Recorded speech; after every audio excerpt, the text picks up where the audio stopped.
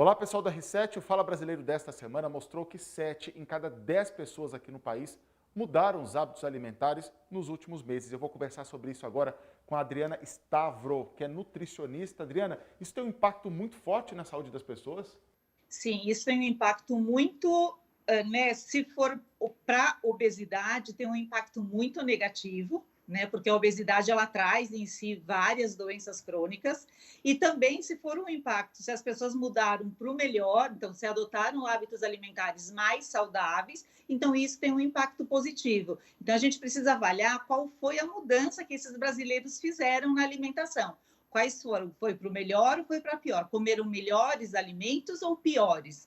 Foram frutas, verduras e legumes ou eles mudaram essa alimentação para mais industrializados? É isso que a gente precisa também avaliar para ver qual o impacto que isso tem na vida delas. Adriana, 73% das pessoas disseram que estão consumindo menos carne bovina, 66% menos frutas, 43% menos feijão.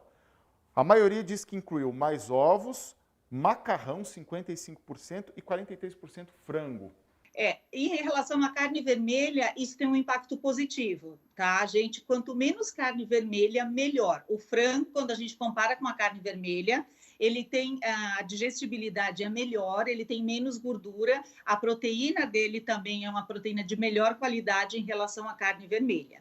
Porém, sempre sem a pele, a gente deve sempre frisar isso.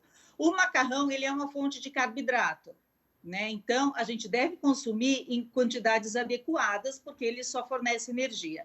Em relação ao feijão, é uma pena consumir menos feijão, porque ele é uma fonte de ferro de origem vegetal, ele tem fibras e é fonte de, né, é um alimento típico nosso aqui do Brasil, então é uma pena menos feijão. Mas eu até entendo porque o feijão teve um acréscimo muito grande nas prateleiras, o preço subiu muito, então os brasileiros foram, de uma certa forma, obrigados a diminuir o consumo. Adriana, 56% dos entrevistados consideram que não tem uma dieta saudável e 83% gostaria de mudar. A gente perguntou também se as pessoas passaram a comer mais do que a gente chama de porcarias, né, de alimentos menos saudáveis. 68% dos entrevistados disseram que sim, passaram a comer coisas menos saudáveis durante a pandemia. Isso foi uma coisa. Como que a gente pode avaliar esse período da pandemia? Né? As pessoas ficaram muito tristes, muito ansiosas, tiveram problemas com sono, tiveram problemas depressivos, esses problemas emocionais, de uma certa forma, eles pedem uma comida chamada comida conforto. Né? E essas comidas ditas como conforto, elas são essas comidas mais ricas em carboidratos e são esses carboidratos refinados que normalmente, né, associa açúcar e gordura. Né? Então, vem como uma coisa assim, eu estou triste, eu preciso de alguma coisa para me deixar mais feliz. Eu estou depressiva dentro de casa, eu preciso me sentir mais alegre. Então, esses alimentos, eles vieram associados a todo esse quadro que nós passamos de ansiedade, depressão, problemas com sono. Mas agora que nós estamos saindo desse quadro, né, se Deus quiser, enfim, uma hora parece que sai, depois volta, mas a gente precisa realmente repensar esses hábitos, porque essas comidas não são saudáveis e elas trazem inúmeros malefícios para a nossa saúde. Adriana, chamou atenção também que só 2 em cada 10 pessoas disseram que fazem as 3 refeições regularmente, café da manhã, almoço e jantar. Ou seja, a grande maioria das pessoas não estão sequer fazendo esse triozinho, né? Básico, acordou, come alguma coisa, almoço e jantar. É um problema isso? Isso é sim um problema. Isso é um problema que o que aconteceu também com o home office? As pessoas perderam completamente a rotina, elas saíram da rotina. Então, o almoço virou jantar, o jantar virou, tipo assim, quem tinha aquele hábito de acordar, tomar café da manhã, sair para trabalhar, chegava, almoçava, jantava, as pessoas perderam isso. Né? Então, agora precisa voltar. Isso realmente é um problema. As pessoas também não podem, isso que eu vejo assim, de tudo isso, um problema é jantar muito tarde. Então, eu atendo pacientes aqui que depois da pandemia, eles me relatam que quando acordam, ainda não fizeram a digestão do jantar. Porque, na verdade, o jantar, o ideal é você jantar antes das 8 horas da noite, ou seja, antes das 20 horas. O pessoal tem do jantar 11 horas da noite. Então, é muito tarde. Então, as pessoas pulam o café da manhã, não é porque não tem fome, é porque jantaram muito tarde. À noite, a gente não tem, o nosso metabolismo é muito lento. É um horário que a gente precisa ter um descanso gástrico. Então, eles nem fizeram a digestão do jantar e já é o café da manhã, então não come, aí lá vai almoçar, aí na hora do almoço vai tomar o café, enfim, virou uma confusão. Então, isso realmente é muito ruim e agora a gente precisa voltar à nossa rotina normal. Nós temos impacto visíveis já sobre peso das pessoas ou sobrepeso dos brasileiros? Tem sim. Nossa, em média, 34% das pessoas relatam que ganharam peso. E posso te falar, não é pouco peso. É em média, assim, de 8 a 10 É quilos. muita coisa. É muita coisa, e o que fez muita falta também foi que, não parece, mas aquela atividade física, que ela é considerada atividade física não programada, que é sair de casa, ir até o metrô, sair do trabalho, ir até o metrô, descer a escada para, né, entrar no metrô, essas coisas que a gente faz no dia a dia, todo mundo parou de fazer. Nós passamos a viver com o aplicativo. Então, a gente pede comida no aplicativo, ninguém sai de casa para trabalhar. Isso tudo é menos energia que nós estamos gastando e consumindo mais. Então, não tem como não ganhar peso.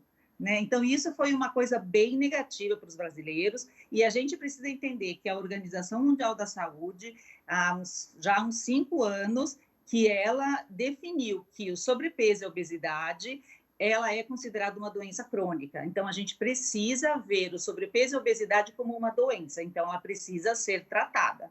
Adriana, as pessoas dizem que mudaram alguns hábitos aqui e falam sobre o preço dos alimentos, que de fato subiu muito no último ano. O que fazer então? Se elas estão sem dinheiro ou não, ou mesmo com menos dinheiro, se você pensar um pouquinho, estudar um pouquinho, ter orientação de um profissional, você consegue se alimentar bem. Sim, a gente consegue. Eu sempre falo, assim, eu já fiz alguns trabalhos, mesmo durante a pandemia, a gente fazia trabalhos online voluntários, né? Foi uma coisa que até, assim, para mim, pelo menos, me ajudou a passar pelo período muito, muito bem. Então, o que, que a gente orienta as pessoas? Vamos tentar consumir o alimento como um todo, porque o Brasil é um dos países que mais desperdiça alimento, e é uma judiação. Então, a gente precisa aprender, por exemplo, o abacaxi. A gente tem que aproveitar a casca do abacaxi para fazer um chá, aquela parte mais grosseira que fica em volta para fazer um suco de abacaxi com hortelã e comer a parte do abacaxi. Então, a gente não pode jogar nada fora do alimento. Então, a própria laranja, a gente precisa aproveitar, usar essa casca para fazer um chá com a casca e usar a laranja como um todo. A mesma coisa o maracujá, a mesma coisa a laranja e outras frutas, o mamão. Então, isso é uma coisa que a gente precisa fazer. A pessoa está com pouco dinheiro, vai no final da feira. Né? Então, a gente consegue alguns alimentos que, às vezes, o feirante ele acaba diminuindo um pouco o preço para não voltar esse alimento para casa. E nós aqui no Brasil, nós somos muito privilegiados porque nós temos muita variedade. Então, só de feijão, se a gente for ver, nós temos feijão preto, feijão carioca, feijão fradinho, feijão vermelho. Então, assim, são inúmeros tipos de feijões. Então, escolha o mais barato. Se o preto está mais caro, pega o carioca. Se o carioca está mais caro, tenta pegar um outro. Estão todos caros? Vamos na lentilha, vamos na ervilha, vamos tentar colocar alguma outra coisa, mas não deixe de comer. Então, não tem nada disso, não dá? Então, vamos tentar fazer um cuscuz, que também é um bom alimento. Vamos tentar comprar quinua. Todo mundo fala, nossa, quinua é coisa para quem tem muito dinheiro. Mas não é. A quinua é um alimento que ela rende muito no prato. Então, quando você pega ali uma xícara de chá de quinua, você prepara, ela rende para umas 5, 6 pessoas. E é um carboidrato excelente, é fonte de ômega 3 de origem vegetal. Então, tentar alternativas para não deixar de se alimentar bem. Porque a gente está sempre procurando uma muleta, né? Então, assim, nossa, eu não vou comer isso porque está caro.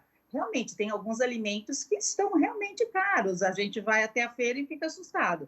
Mas então, hoje não dá para comprar isso, eu vou comprar aquele outro. Um dia desses, eu mesma fui à feira, olhei para o preço da alface americana e falei, nossa, tá muito caro, mas aí tinha alface lisa, tinha alface crespa, e eu fui pegar o que estava mais em conta. Ou seja, E é isso que nós temos que fazer. A gente não tem uma única opção, nós temos inúmeras opções ali à nossa disposição. tem que fazer, tem que ter o jogo de cintura igual o brasileiro tem para tudo, né? tem que ter um jogo de cintura, como o brasileiro tem para tudo, então a alface também está cara. Então vamos tentar pegar uma couve-manteiga, sabe? Vamos pegar o repolho branco, o repolho roxo, e nós temos variedade. Isso que é o bom do Brasil. Aqui a gente tem muita variedade. Obrigado, Adriana, pela entrevista. E pessoal da R7, a gente volta na semana que vem com mais um Fala Brasileiro.